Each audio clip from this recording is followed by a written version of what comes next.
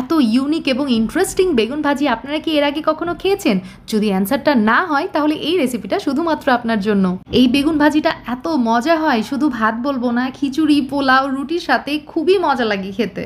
বেগুনের ভিতর থেকে মিট আমি বের করে নিয়েছি। এখন যে খোসাটা রয়ে গেছে তার সাথে আমি লাল মরিচের গুঁড়া, লবণ, জিরা গুঁড়া আর সরিষার তেল দিয়ে খুব ভালো মতো মেখে নিয়েছি।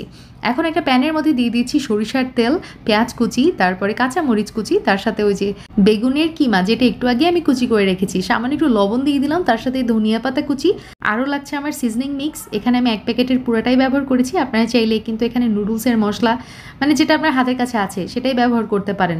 2টা ডিম ভেঙে নিয়েছি, কুসুম আর ডিমের সাদা অংশ কিন্তু আলাদা করে নিয়েছি। ডিমের সাদা অংশের মধ্যে আমি যেই কিমাটা ভেজে রেখেছিলাম, বেগুনের কিমা, সেটা দিয়ে দিলাম। এখন বেগুনের খোসার মধ্যে আমি মিশ্রণটা দিয়ে দিব আর ওপর দিয়ে ডিমের কুসুম দিয়ে দিলাম। ব্যাস পারফেক্ট হয়ে গেছে। এখন চলে যাচ্ছি চুলাতে। প্যানের মধ্যে আমি সামান্য পানি আর তেল দিয়ে দিলাম। যখন দুটাই খুব সুন্দর করে গরম হয়ে যাবে তখন আমি বেগুনটা বসিয়ে দিব। চুলার একদম লো আছে 15 মিনিটের মতো জাল করে নিলেই হয়ে যাবে, একদম সুসিদ্ধ হয়ে যাবে। তো আমি এখন চুলা থেকে নামিয়ে নিচ্ছি। এখন আপনাদের মন মতো গরম ভাত, খিচুড়ি, পোলাও, রুটির সাথে কিন্তু এটা সার্ভ করতে পারেন। আমি সামান্য টমেটো সস আর ধনিয়া পাতা দিয়ে সার্ভ করেছিলাম।